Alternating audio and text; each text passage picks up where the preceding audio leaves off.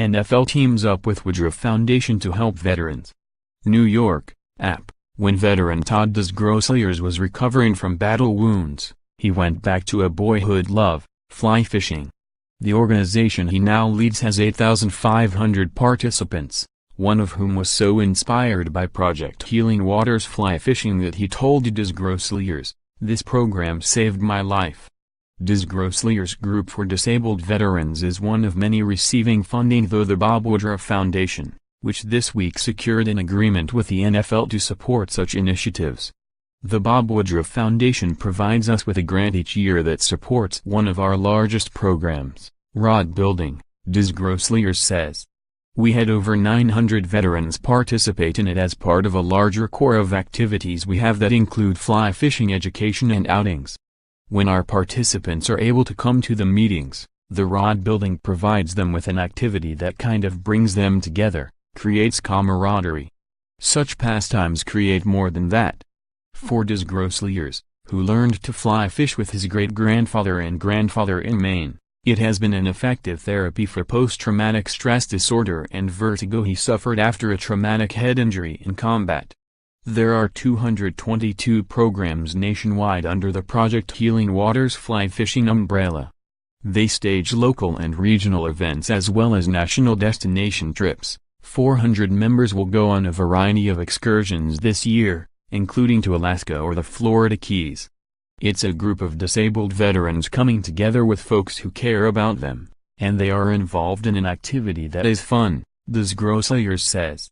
We partner our programs with fly fishing organizations to provide the 3,500 volunteers who know how to do the fly fishing basics. The Woodruff Foundation was founded in 2006 after reporter Woodruff was hit by a roadside bomb while covering the war in Iraq.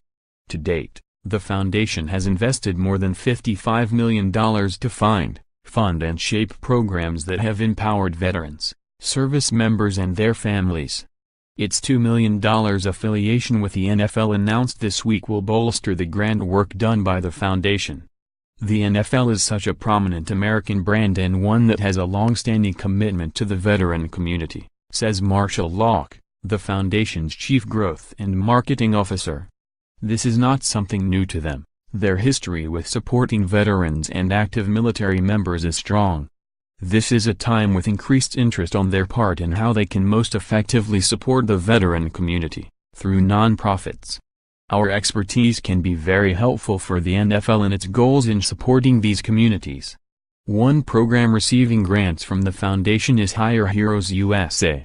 Hire Heroes provides individualized personal assistance to transitioning veterans and military spouses, helping them with interview coaching, resume coaching or finding the right fit for a veteran entering the workforce. That group recently passed the 25,000 mark for veterans being hired. Another organization, Bunker Labs, helps veterans with entrepreneurship opportunities. There are some similarities to NFL players transitioning from the sport into the real world and veterans adjusting after leaving the service. I think the challenge we had with the NFL was in putting together what is mutually beneficial in finding the common ground, says Anne-Marie Doherty, executive director of the Bob Woodruff Foundation.